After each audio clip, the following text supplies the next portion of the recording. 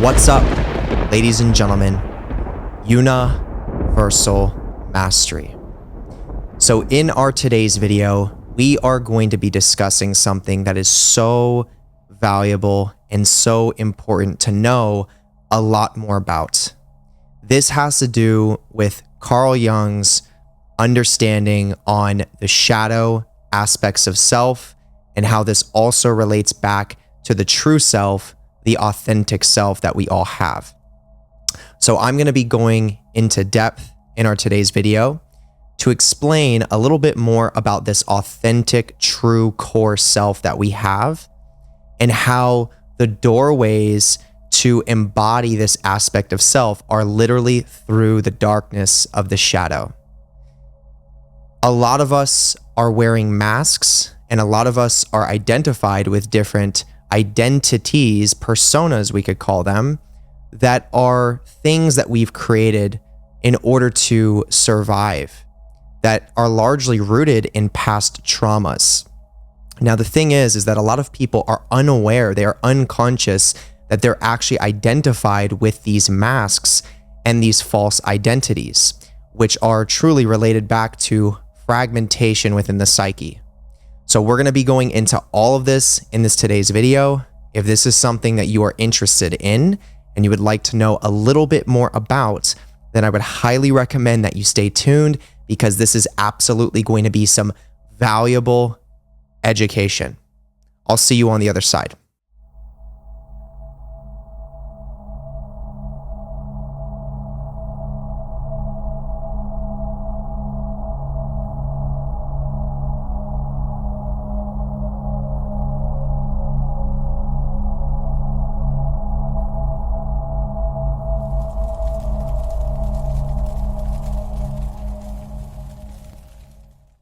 Okay, so let's jump right out of the gate and let's go into the subject at hand. So we are talking about the authentic self. We're talking about the shadow, which is the unconscious. And then we're also going to be talking about wearing masks, having false self identities that we attach to thinking that's who we actually are. So the first place that I want to start with this is I want to start with the reality that yes, every single one of us, no matter who you are, has an authentic self. This is what we can call, if we're looking at the terms of IFS, this is called the central self. If we're looking at it from a spiritual lens, we can call this the higher self connection. There's many different names that we can give this: the true self, the authentic self, the real self. This is something that every single one of us has at our core, is this real, authentic, central self being. Now, we are born into this authentic self because we're just so little that we don't really understand, what it means to not be ourself yet. And that's where, trauma comes into play. We go through certain types of experiences and certain types of traumas that then causes a degree of fragmentation to take place within our psyche. So we will typically fragment in different directions. We will create a protector fragment that is designed to protect us from feeling the emotions from the trauma that we're going through. And then we'll develop a vulnerable fragment that's holding the pain and holding the emotional wounds of that trauma itself. So we have these two branches of fragmentation that happens in the psyche, and this oftentimes occurs at the early childhood developmental stages. Then as we grow older, we tend to start to identify ourselves with these protector fragmentations that have been manifest. We start to literally say, I am, Jeremiah is this. And this is referring to this protector fragmentation, which has formed an identity within my psyche. So this protector fragment has a goal, and its goal is to protect me by keeping me away from the repressed feelings that are rooted in that core wound of trauma. This part of me has good intentions, but it's not aware that in order for me to actually heal this trauma at the root cause, I actually need to connect with those core root wounds from the trauma. So you can see that there can absolutely be a formula for a lot of disaster to start taking place if we are identified unconsciously with these protector parts of ourself, and they start to assume us and we assume them, and we then forget about our core. We forget about our authentic self. So I'll give you a little bit of an example. Let's say you grew up and you went through some really severe forms of abuse that was really aggressive, and every time you tried to fight back or every time you got angry, you were just abused 10 times harder, to the point where if you even had the emotion of anger or the emotion of fear, you just got hurt even more and more and more. So over time, a fragmentation will occur.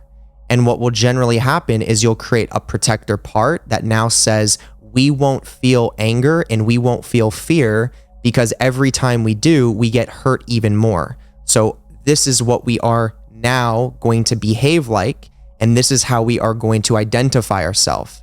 Whereas the other fragment, on the other hand, is still feeling the sadness, the pain, the frustration, the anger, the fear that is actually happening under the surface. Whereas at the core of us, in the authentic self, we understand that it's important to be authentic to what it is that we're truly feeling. And when we're coming from this space and we're going through, these amounts of abuse and neglect, it is very easy for us to start separating from that central self to then move into identifying with one of these protector parts of us. All right. Once again, this usually happens at the early childhood developmental stages when we are very needing a protector and a nurturer in our family dynamic. So that's usually going to come through the father and the mother, and we're very dependent on that as children. That's why this fragmentation can occur so significantly. Because, as an adult, as you're hearing me speak about this, you might be able to rationally understand, well, why would I need to do that if I already understand that it's important to feel these emotions and be real with myself? Well, the answer to that question is when you were younger and you went through these different forms of abuse or neglect, you didn't know that at the time. So it was much easier to fragment and then start a process of identifying with certain parts of you that are not necessarily the true you. So with the same example that I'm creating, someone then moves into older adulthood. Let's say this person's now 35 years old, and they are still unconsciously wearing a mask identified with this protector part of themselves. So they're not being real with who they are. They're not feeling their true emotions. They're actually very avoidant to anger, and they're very avoidant to fear. And they're now wearing this mask as an identity or some form of a persona that is always keeping them safe from what they went through in the past. And the thing is, largely, this is unconscious for a lot of people when this actually happens. So they don't even know that this is what they're doing, and they don't know that this is a response of trauma from the past. So people will identify with these personas, they'll identify with these masks that are protector parts. And as they're doing it, remember the nature of that mask or that protector part is to actually keep them away from the core rooted emotions and memories that are still in the nervous system. So as they're identified with this mask, not only are they separating from the authentic self, the true self, but they are now in a state where they're in avoidance and further repressing the core wounds that are being carried by the vulnerabilities inside of the system, the vulnerable parts and the vulnerable fragmentations. This becomes a recipe for disaster because people that are doing this, which is a lot of people in our today's time, they are going to find themselves in trauma cycles that manifest over and over and over again, that are truly rooted in the deep unconscious and are also rooted within the nervous system still.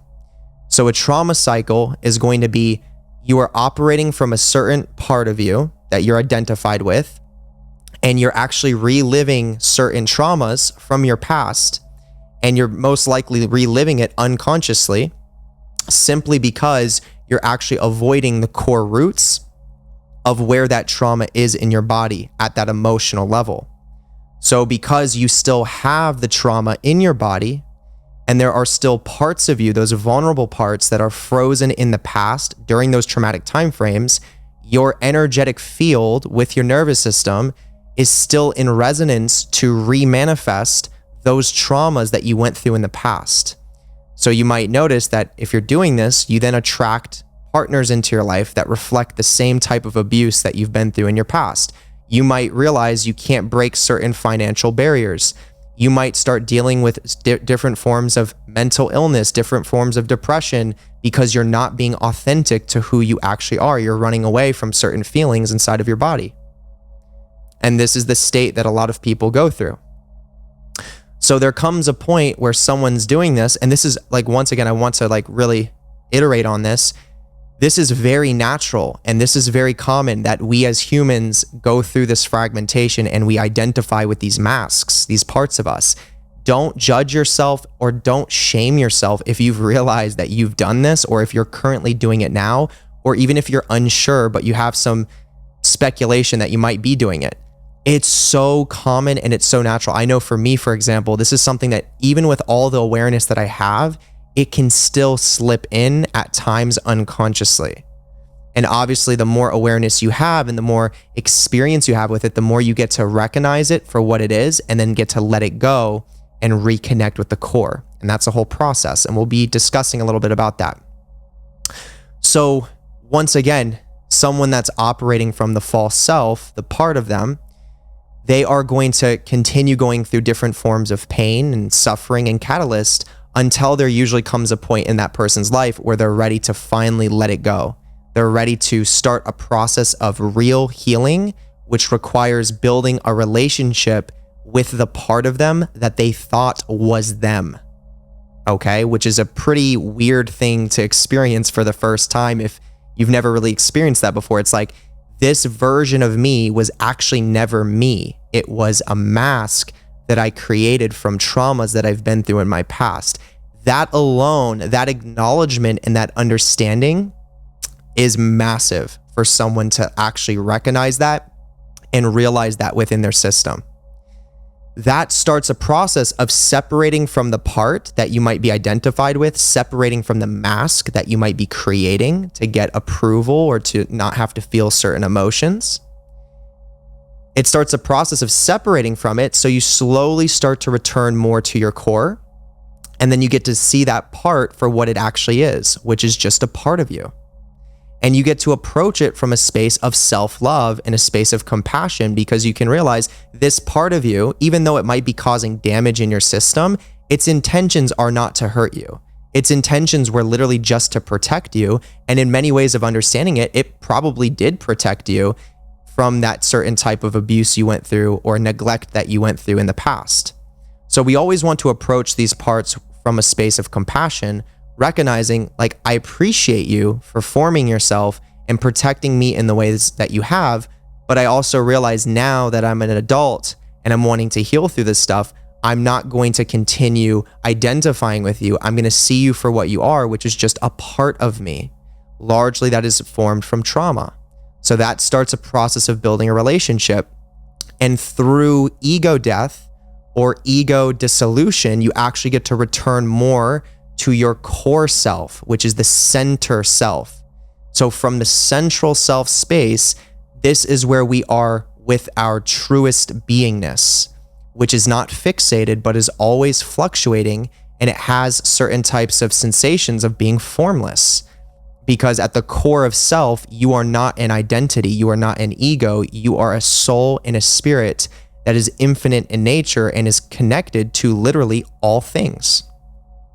So when we return to the central self, there is a feeling of deep surrender. There's a feeling of ego dissolution that takes place. There's a feeling of letting go. And it can be a little bit scary because you may not be used to being yourself. You may not be used to being authentic and feeling what you're truly feeling.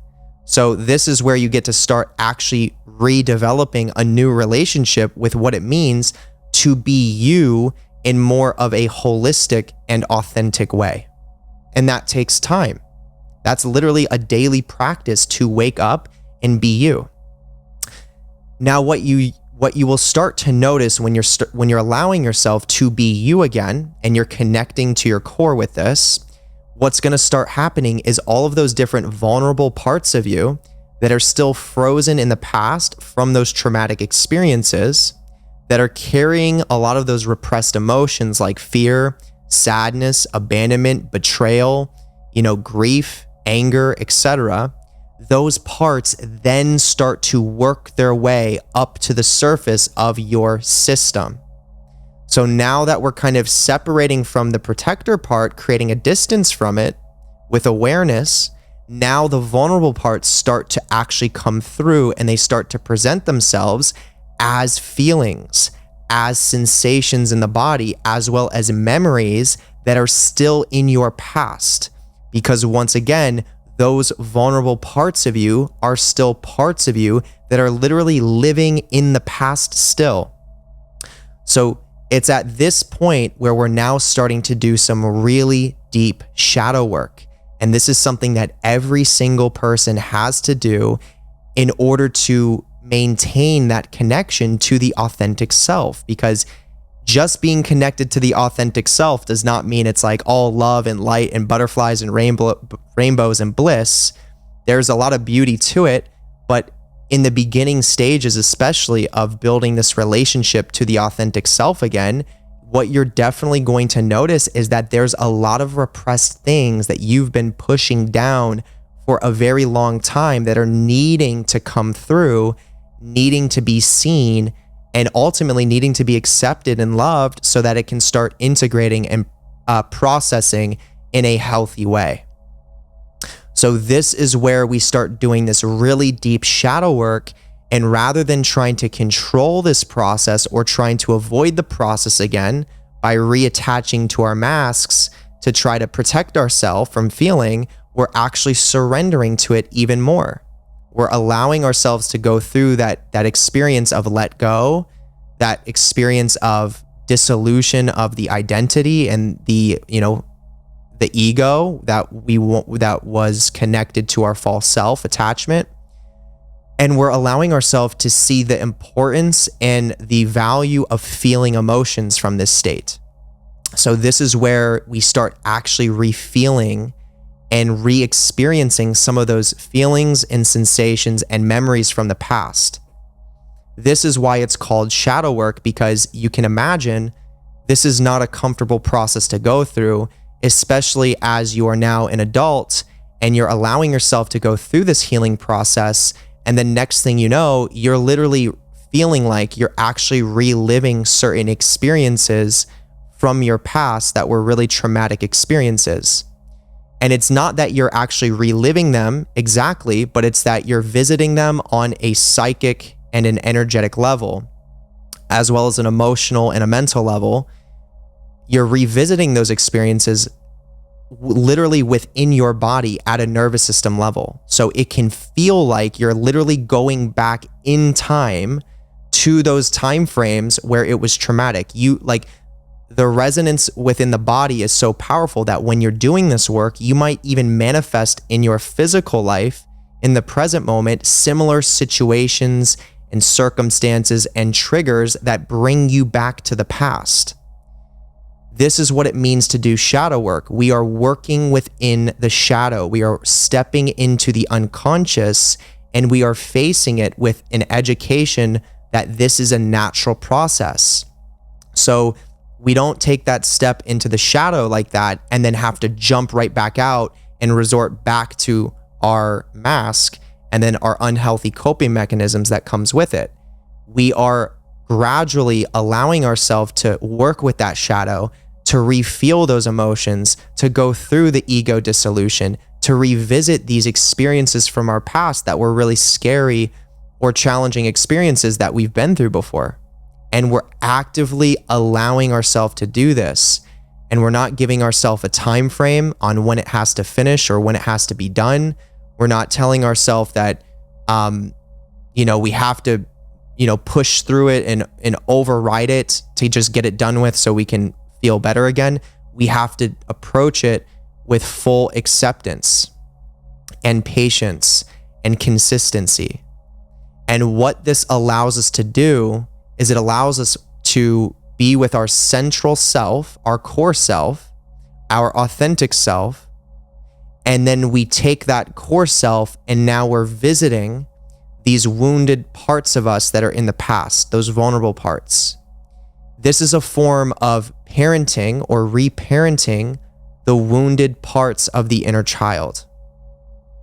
So it's from this core self that we get to then be with these wounded parts of self. And once again, this is reparenting the inner child. And this is a very powerful thing to do in order to heal through trauma and show these wounded parts of you, everything is okay. We are not living in the past anymore. You don't need to stay there anymore. I am with you. I'm willing to feel what you're feeling. And I'm going to let you know through my knowing that everything's okay now. We're in a safer space now. And then that allows those parts of us that are frozen in the past to unfreeze slowly and then come into the present moment with us where there actually is safety.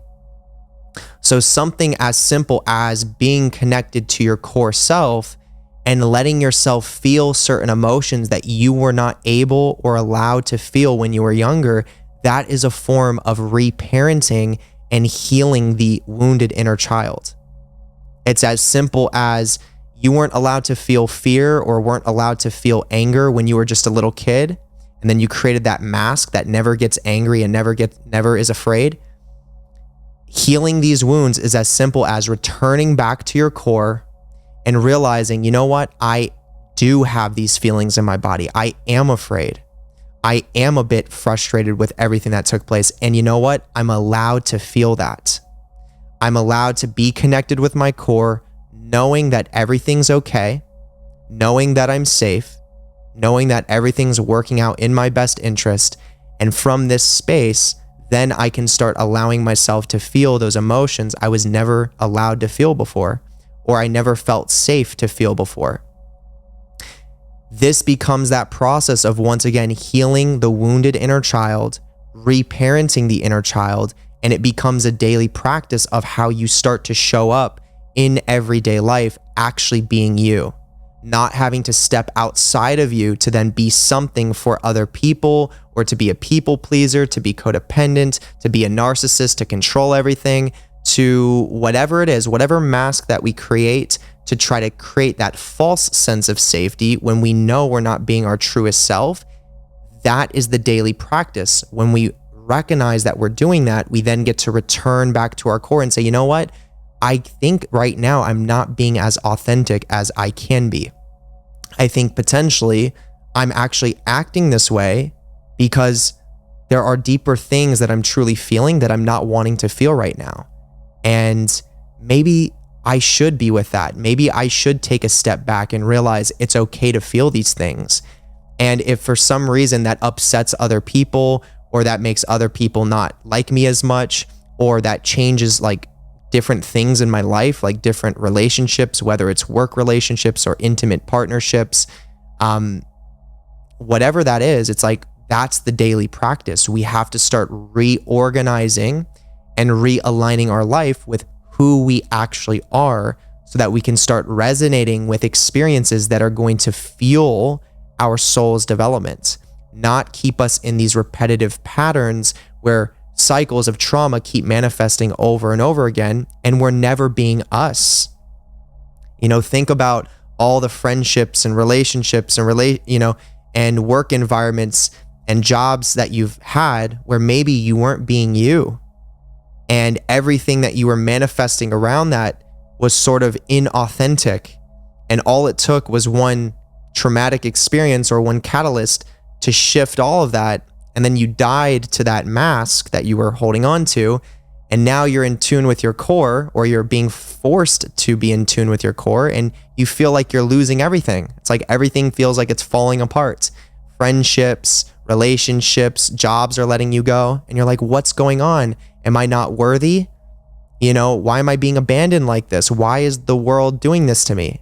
And the whole thing was actually rooted in you not being true to you, not being authentic to you. That's how crazy this stuff is. That's why it's so important to do this work, to understand the unconscious, to understand the inner child, to understand these parts of us that sometimes we can identify with as protective mechanisms that keep us away from actually doing the inner work. So we can rebuild a relationship to our whole system and understand more and more of what it means to be with our central self, with our core self. And then we can build our life from that space, and our life can start blossoming, and it can start transforming in a way that is in alignment with one, what's in our best interest, what our soul truly desires, and what is us. We get to create more of what is us at our deepest core, and there's nothing that feels better than that. We don't have to settle for less. We don't have to step outside of ourselves to try to get some sort of control and false security there. We can be us, and we can learn how to accept ourselves, learn not how to abandon ourselves, learn how to actually love ourselves between our core and these wounded parts of us. And that takes time. So it's going to require consistency. It's going to require patience in this whole process, but it's absolutely worth it. And as you allow yourself to work with those deeper portions of the shadow, yes, you start to integrate and process a lot of those things in your system. All of those things that were repressed in there, you could think of them as like energetic blockages that are heavy, dense, negative energy. And as you start to feel those things and work with it and approach it with compassion and acceptance and patience and consistency, within time, those charges lessen and lessen and lessen, and so much more of your potential actually opens up in your life. And it's not even something you have to control. It's something that just happens.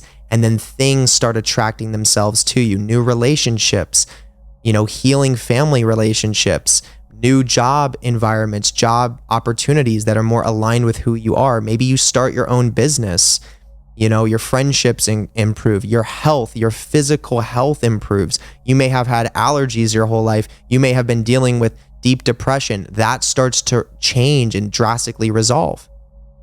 That's the power of doing shadow work. So we're going to wrap it up here. If you got value from this video, definitely make sure you are slamming the thumbs up button. Drop down into the comment section and let me know what you learned from this. I would love to hear your own experience working with the shadow, if you've studied some of Carl Jung's stuff before, as well as if you're aware of wearing masks and, you're aware of these different parts of you that sometimes, we can identify with. Share all of your different thoughts in that comment section. I would love to hear it. Now get notified when I post. Make sure you hit the bell icon. I'm literally posting every single day, so make sure you take advantage of that. Hit the subscribe button. You definitely want to subscribe to what it is that I'm teaching, because subscribing is actually going to further connect you into this content. So if you want to get more value from it, I would encourage you to subscribe. Copy and paste this link and send it to someone that needs to hear it. I guarantee you there is someone that comes to your mind right now that would gain some form of value from this content. I encourage you to copy and paste the link and send it to that person. Now I'm going to take your awareness to literally the most important link within the entire description. This is the first link below. It's my Patreon. I have exclusive content all over the Patreon, over 280 plus videos that goes into all of these different important subjects when it comes to the self-development process, including occultism. So I have regulation of the nervous system, trauma education, stuff like what we talked about in today's video. I have ritualistic practices and an entire magic training course for people that are wanting to become occultists and go through a step-by-step structure on everything you need to do and everything you need to know to do this successfully. All of this is organized in very neat sections, collection sections on the Patreon. Tons of people are taking advantage of it. If this is something you're interested in, look into it. Tier number 3 and 4 of the Patreon is really unique. This is actually a ritual service that I perform on the 29th of every single month. That is an energetic transfer from me to you as the participant. This energetic ritual supports working with the deepest parts of the unconscious mind and starting a process of actually integrating and merging with the shadow. Now, as I perform this ritual, it's going to surface a lot of these things in your body at a nervous system level, and it's also going to promote a foundation for you to be able to integrate these things in a healthy way. Now, as you start to integrate that shadow self, it starts to then work with you in your everyday life rather than resisting you, which is what most people experience. So there are about 300 active members that are continuously taking advantage of this ritual service every single month, which alone speaks for itself. Tons of people have given me valuable, positive feedback from what they've noticed has shifted ever since they became a participant of the ritual service. If this is something that you're also interested in, I encourage you to take advantage of it. First link in that description below. We'll leave it there. Now in the second link, this is where you can book a one-on-one call with me, but it's also where you can book mentorships with me. Okay, so if you want to jump into a 6-week mentorship or a 3-month mentorship, I would be more than honored to be able to work with you through this deeper process of healing trauma, understanding your unique trauma history, and also helping you build a foundation that is unique to you to help you go through that process and regulate your nervous system. This is something that I'm very passionate about, and currently I have a full schedule, and I literally work with people from all over the world right now, and it's something that I really appreciate doing.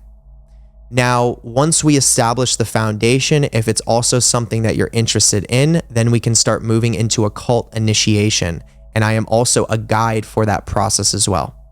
So if you're interested in any of that, it's at the second link below. Now in the same second link, you can book a tarot card reading with Alexia. She's a very gifted tarot card reader. She can help you understand what you're currently going through and then what to expect moving into your near future. So if you want to take advantage of that, get your tarot card read by her. Okay, second link. Third link is what's called a LUCIFERS Foundation course.